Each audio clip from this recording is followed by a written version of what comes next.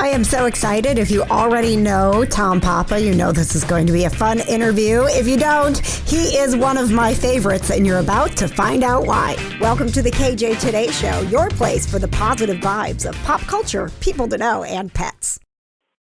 Good morning, Tom. KJ.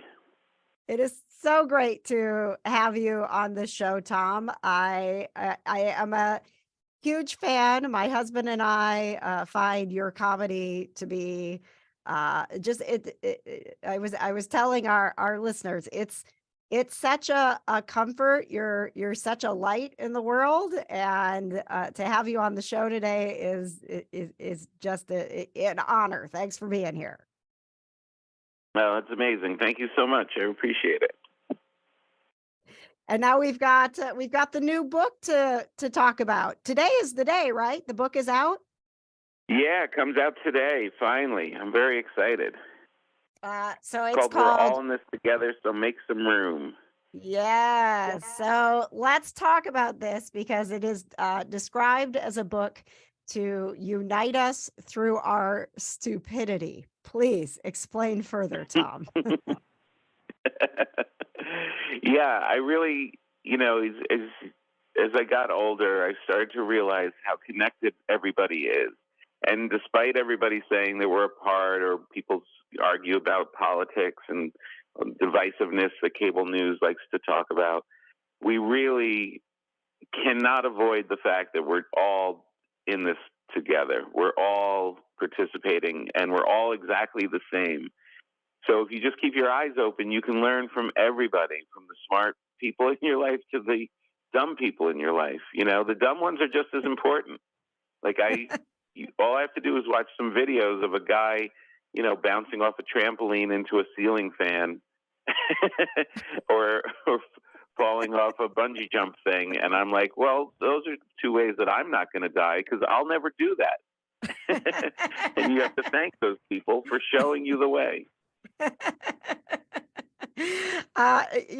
You had the Netflix special came out earlier this year. What a day. And and you've got the book out, and you do a radio show, you do a podcast. I mean, is there ever a point, Tom, where you're not an observer of life, where you just sit back and give yourself a minute? No, but I think I was an observer at a young age. I think I'm always looking, and I'm always looking for the odd things that stick out, or the very common things that maybe no one's talking about. I think that's just who I am, and lucky enough that there is a profession that I could put this silly skill to use. It's not that draining. It's not like I'm out there with a magnifying glass, like really working hard. I'm just quietly eating a pretzel rod and looking across the room at what that guy's doing. Now, Tom, I'm a huge pet lover. I'm the kitty correspondent for a show called Pet Pals TV. So I'm always looking for the positive stories of people and pets. And your comedy amuses me constantly. You are a bit of a reluctant pet owner. So I wanted to check in with you, see how it's going. How many pets do you have now? Are you happy with them? That's well put. A reluctant pet owner is definitely the right phrase. My wife is like Snow White. She has all these animals all around her all the time. They're always bringing new ones in. We have a lizard now that has a life expectancy of 50 years. That's a huge commitment, Tom. And it knows it. Yeah. So it is.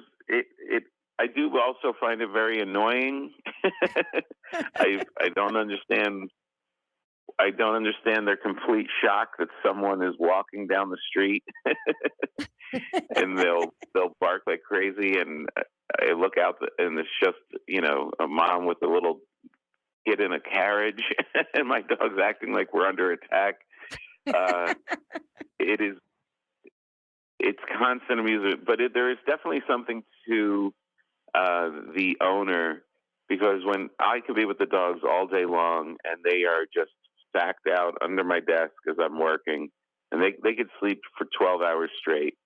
If my wife is home, forget it. It's party time. They're jumping around. We have two totally different experiences with these animals. It's so funny.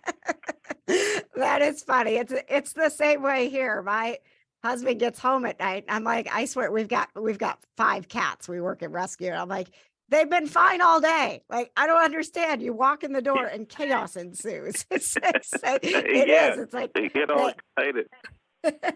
You're their leader. Uh, so is it, I mean, for your wife, I mean, you're out on the road, you're traveling a lot. So is that, is that sort of how she stays busy and has a fulfilling life? You're gone, so she's got to, have lizards and cats and dogs and everything else to fill that void, Tom. That's what I think she's doing. She Yeah, misses you. maybe. Well, we also had kids around too. You would think that would kind of be enough. I don't But know you're that. right, because now they're going to be off. Now they're going to be off at college, and yeah, I think the animals are going to play a much more important role next year. So let's talk about not only the book, which is available on Amazon, by the way, and your comedy special, but you also you've done some work in movies, and you were most recently in Air Jordan with Matt Damon and Ben Affleck. What was it like working with the two of them? Oh, that was amazing, because you really got to see that these guys they're so creative, they're so good, and I'd work with them separately, but to see them together and to watch their shorthand is like their family. They just have this real shorthand with each other. They just obviously they started with since they were kids, and it was it was very cool. It really was like seeing them together was a very unique thing than working with them apart. It was really, and they're both so at the top of their game. Like, just to watch them, they're gonna make a lot of great stuff over the upcoming years. Now they have this new company, and they're gonna be cranking out movies together. It was very, very cool. Is that something you're interested in doing more of, Tom? Is getting into the movie world? Yeah, I always like doing it. I'm so busy with other stuff, I don't really kind of concentrate on it. I I don't really pursue it, but when it happens, I really do love it. It's making me think that maybe I should pursue it more, because it is really fun. But yeah, I really like acting. Anything that's not writing is really pretty easy. When I have a deadline for the book and I have to spend all my time on planes and in hotel room just constantly writing, that's a lot of work. If somebody just gives you lines and you just have to put on a funny wig and say the lines, that's pretty easy.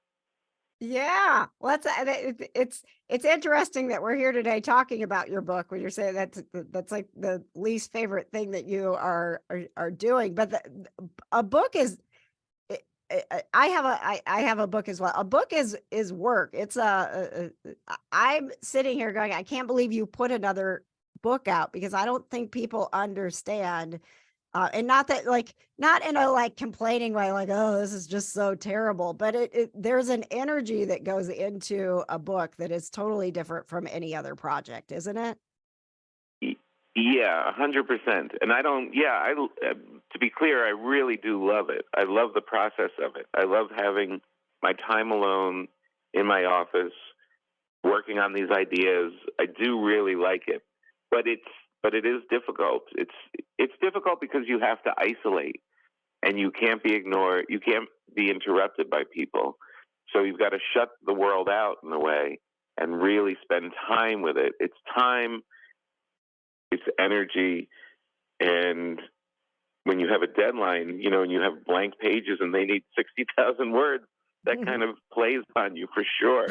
But I do like the process, and it's just you just have to kind of chip away every day at it, and then eventually you'll get it. But I was talking with some real writers. This is like third book, but I was with these authors that have like 20 books out, and they were talking about how they're on a schedule for like a book a year.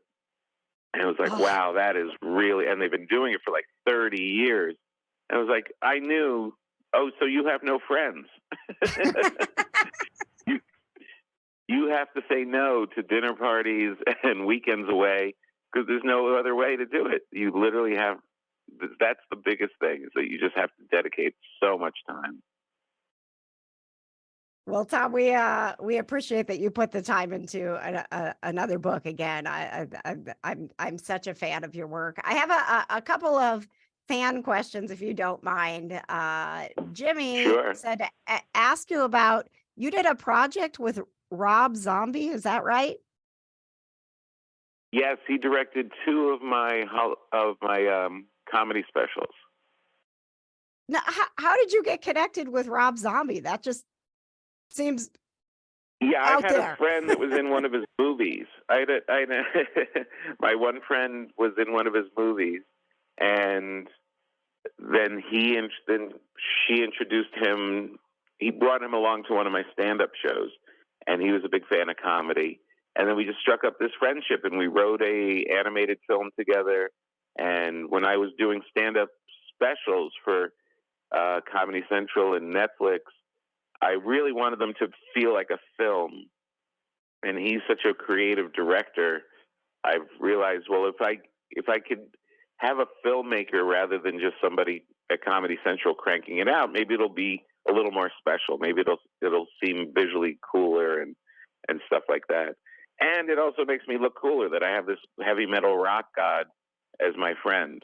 Yes. It gives me some street cred. It definitely does. You're like, yeah, Rob Zombie, he's my friend. Yeah. All right. A lot of people say I'm like a 1950s dad. What am I doing with this crazy Rob Zombie?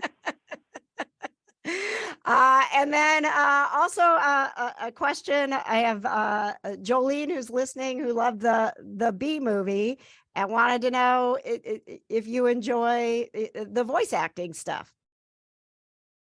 Yeah, it was. I do enjoy that. That's really fun stuff because you don't have to like do anything but just walk into a booth and do it. And I helped with the Bee movie. I helped write it with Jerry and some other folks, and then I got a couple parts in it, and it was really fun when we did it. But the real fun part was like 10 years later, 15 years later, we had a resurgence, and with social media, and a whole nother generation of kids got into it, and it was very funny to see all of these kids in like their late teens and 20s going, "Wait, this human is dating a bee?" It kind of took on a whole nother life. It was very funny.